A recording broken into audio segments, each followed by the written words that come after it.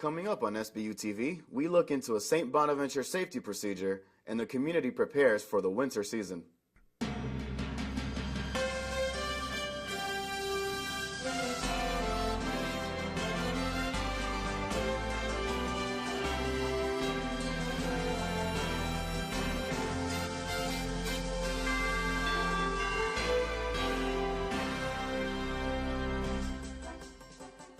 Hello and welcome to SBU TV. I'm Fred Alvarez. And I'm Zach Warren. In October 2013, St. Bonaventure University and Hilbert College announced that the two schools were strongly considering a closer alliance. SBU TV spoke with a woman working at both campuses to discuss the implications of a partnership. There's a committee with 7 trustees of each board that meet. I staff that committee.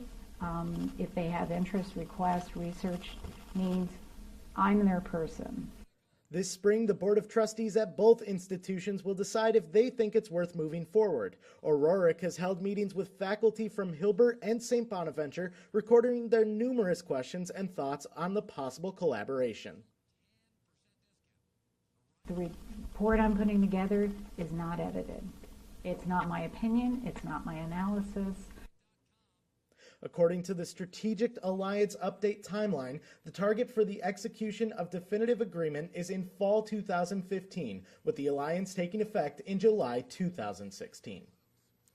A shooting took place during the early morning, Thursday, November 20th, in the library at Florida State University. CNN's Andrew Spencer reports. Department, there has been a shooting in the library. Shortly after midnight, reports of a gunman at Florida State University at the Strozier Library. It was pretty busy. I mean, we have, finals and such coming up soon. A lot of people have tests this week. And, between 12 and 2, there's a lot more people in there than you expect, in their studying and such. Even as students evacuated, they could hear the sounds of gunfire. When we were on the first floor, we heard 2 shots, but while we were being moved up the stairwells, we while on the 3rd floor, heard from outside about 5 or 6 rifle shots go off, rapid fire. Police say they came across the gunman near the library entrance and ordered him to put down his weapon. Instead of complying with their commands, the gunman in turn fired a shot at the officers, and they returned fire, killing the suspect. As police tried to secure the FSU campus, students described seeing dozens of officers. It was basically just the most cops I've ever seen in my life. The suspect dead. Several victims were taken to nearby hospitals. I'm Andrew Spencer reporting. As of Friday morning, there were 3 wounded in the shooting and 1 is in critical condition. With the latest school shooting at Florida State, Garrett Passano looks into St. Bonaventure's safety policies and procedures. Even in a quiet campus library, student safety is always at risk. Both students and officials at St. Bonaventure University are being prepped to handle a deadly situation. Yes, I feel like with our security team, we know exactly what to do and when to do it in case of the event. St. Bonaventure Head of Security, Vito Ches, tells us why we should always be ready. First 3 to 5 minutes are critical because within the first 3 to 5 minutes, you're not going to get any law enforcement response. Yes, I feel like I'm prepared for my own sake if there's a school shooter. First option shouldn't be lockdown. Your first option should be if you can get out of the area safely and you know what's going on, you should try and get out of the area. First move would probably be make sure I'm out of the way. The challenge is how do we react quickly to this? It is a situation that no one ever plans to be a part of. A shooting takes place, it's already too late. The preventative measures that we want to try and strive for. Early recognition, early warning. This story is not meant to worry anyone, but instead spread the word about a very important topic. With SBU TV, I'm Garrett Passano. For more information on how to respond in the event of a school shooting, check out the Student Health and Safety section at the Active Shooter/Hostage Situation link on my.sbu.edu. The 2014 Ebola epidemic is the largest in history. The virus has affected multiple countries in West Africa and has even led to 2 deaths in the United States. SBU TV's Katie Kaiser reports on the deadly virus. Ebola, also known as Ebola hemorrhagic fever, is a severe and often fatal virus. first discovered in 1976 near the Ebola River in Africa. According to the Center for Disease Control, the virus has accounted for over 5,000 deaths. One thing that they want people to be aware of is that it is similar to flu symptoms. A couple little differences too, though, is many people get the flu every single year. But when you're looking at other things, it might be bleeding or bruising that's unexplained that goes along with the Ebola virus. The biggest point that helps for survival is having a strong immune system. So for a college student, best thing to do is to keep healthy, keep exercising, eating well, getting enough sleep. I know that's not easy for college students, but it's the best thing to do.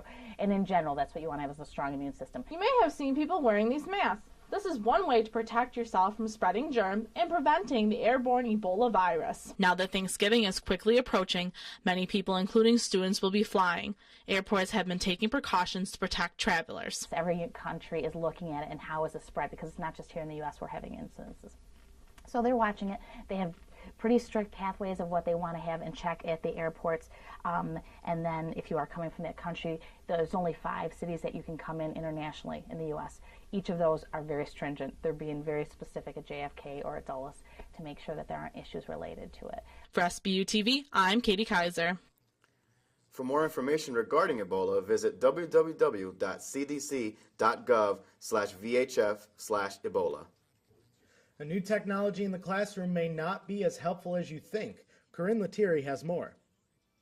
Class Dojo is an online and mobile application that allows teachers to monitor their students' classroom behaviors by awarding or taking away points based on performance.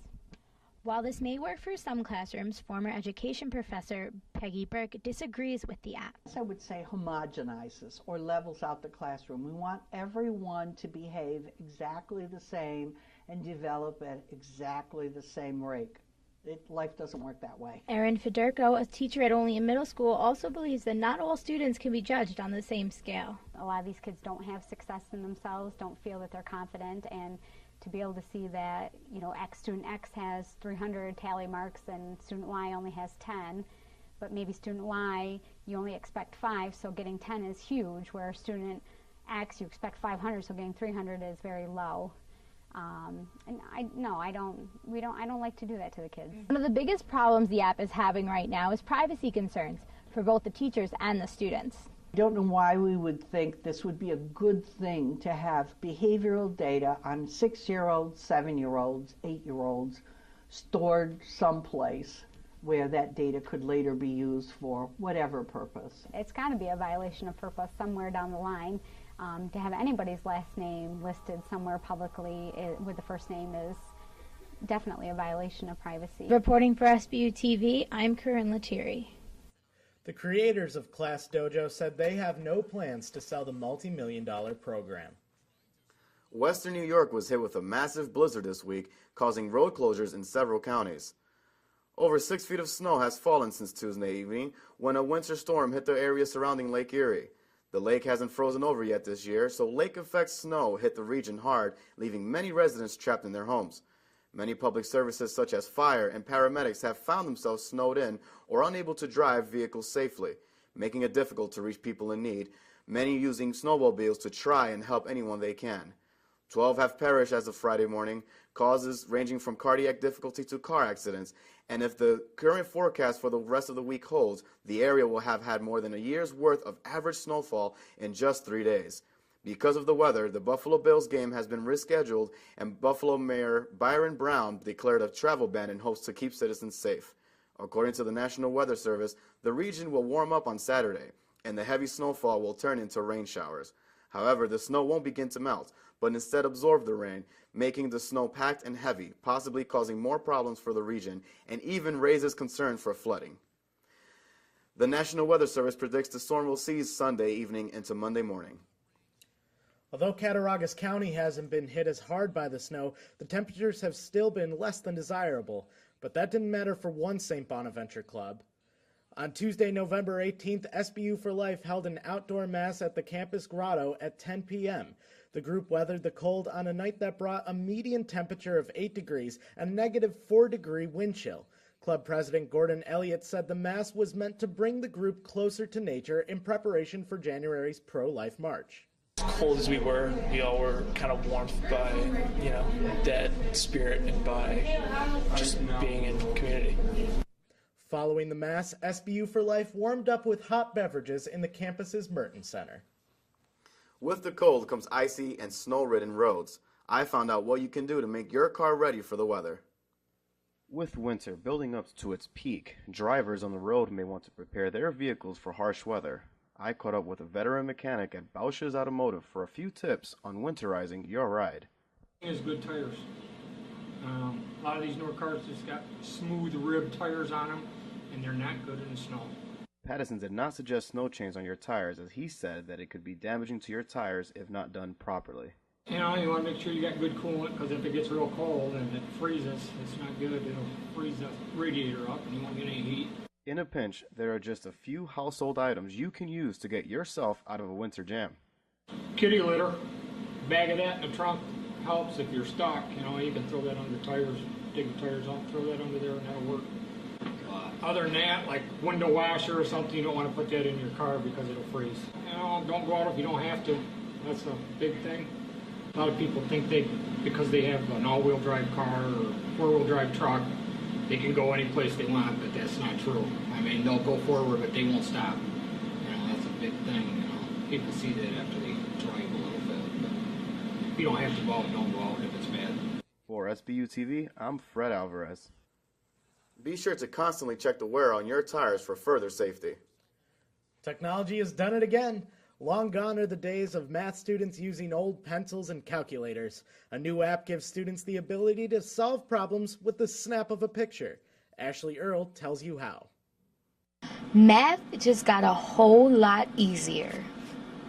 PhotoMath reads and solves mathematical expressions by using the camera on your mobile device in real time.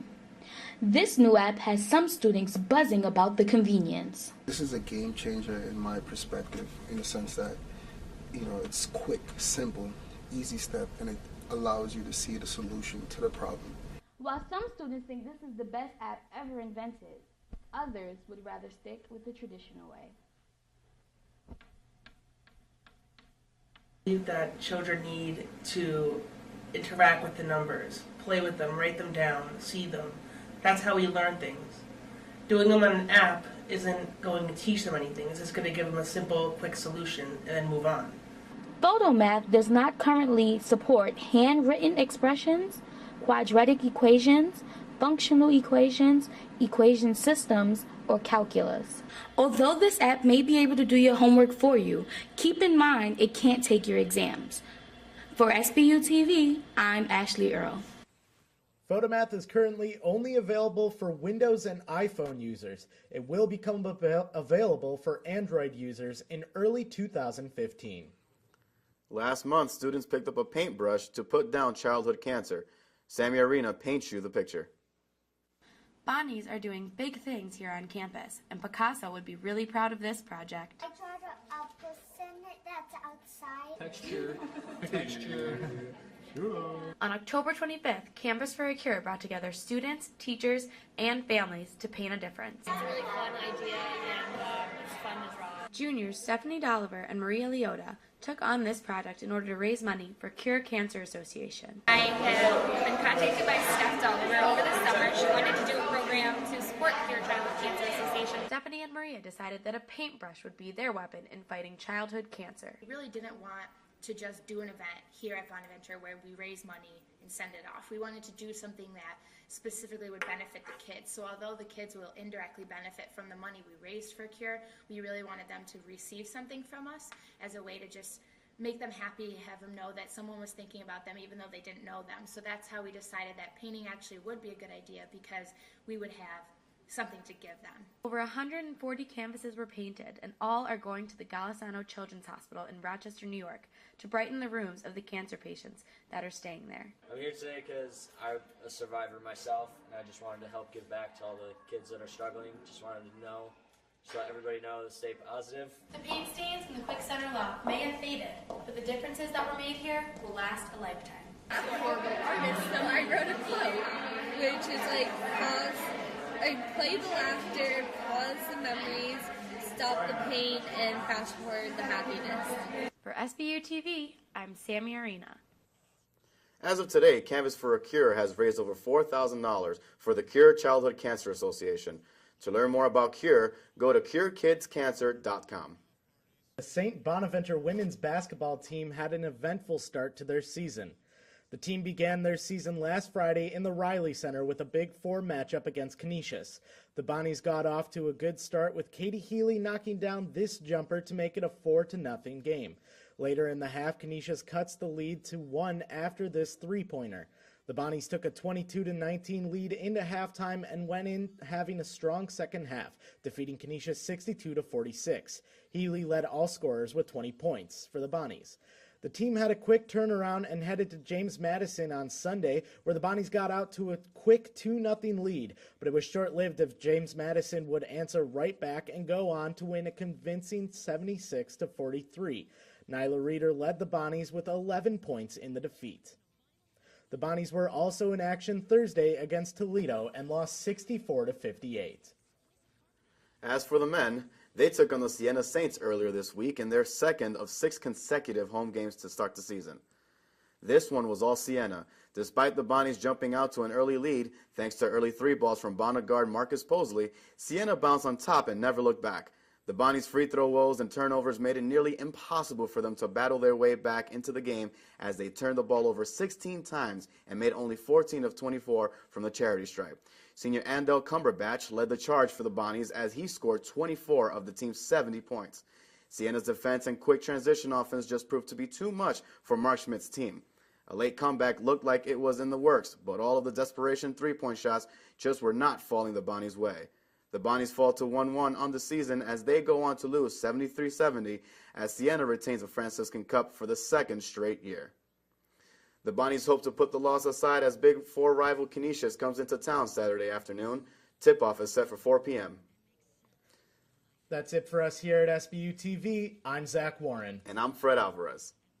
Thanks for watching.